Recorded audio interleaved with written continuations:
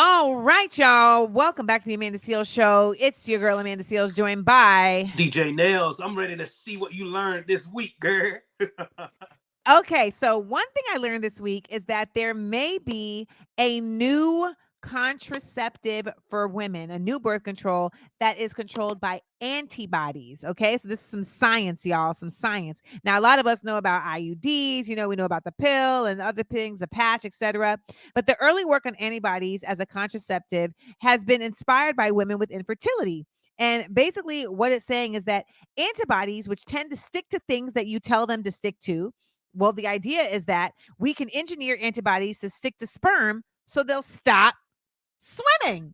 And so this is a whole different way of imagining birth control. And it could be a way that really helps women who are dealing with the hormonal effects of birth control, because birth control right now is hormonal and not everybody can handle that. Their bodies physically can't handle it.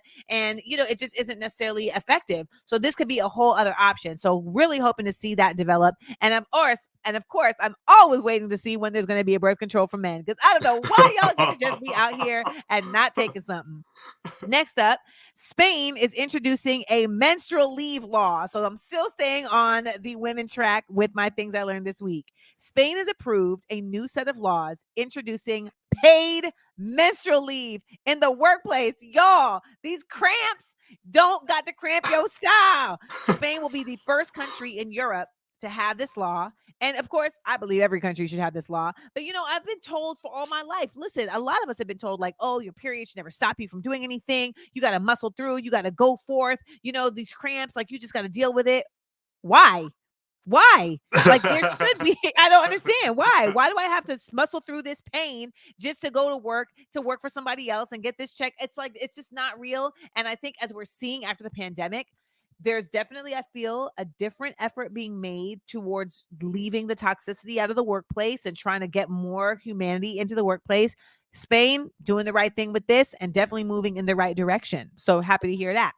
Now, the last thing I heard this week was that Benedict Cumberbatch, who you know from Sherlock Holmes and from Mr. What's his name? Doctor Doctor Strange. Strange. Well, baby, Barbados is saying you need to pay up. So apparently, Benedict Cumberbatch's family owned slaves. Yes, they did. And when Britain ended slavery, they actually paid reparations to the slave owners, something in the make of like $10 billion.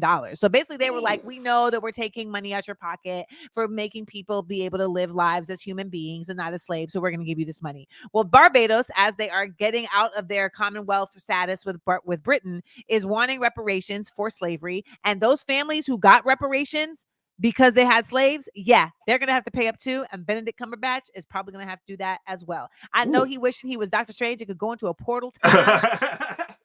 I know he wishes he was Doctor Strange. He could go into a time portal right now, but baby, that may have to happen. And I think it's absolutely necessary that it happens. And I think what we're starting to see in a real way is a trajectory towards reparations no longer being something that we are just talking about in like, rooms of radicalized minds, but a real thing that can really happen. And I hope in my lifetime, we don't just see it for America, but we see it for all of these places, Haiti, Togo, all of these countries that have been just leveled by colonialism. And I also hope that at some point Hawaii gets their status back to being an actual independent nation, because they don't deserve the way America be treating them. Now, for you guys at home, I would love to hear what you guys have learned this week. I know that you guys are tapped in and learning all types of things, and I want to hear about it. So make sure you give us a call, 1-855-AMANDA-8. That's 1-855-262-6328. And those are the things I learned this week right here at the Amanda Seales Show.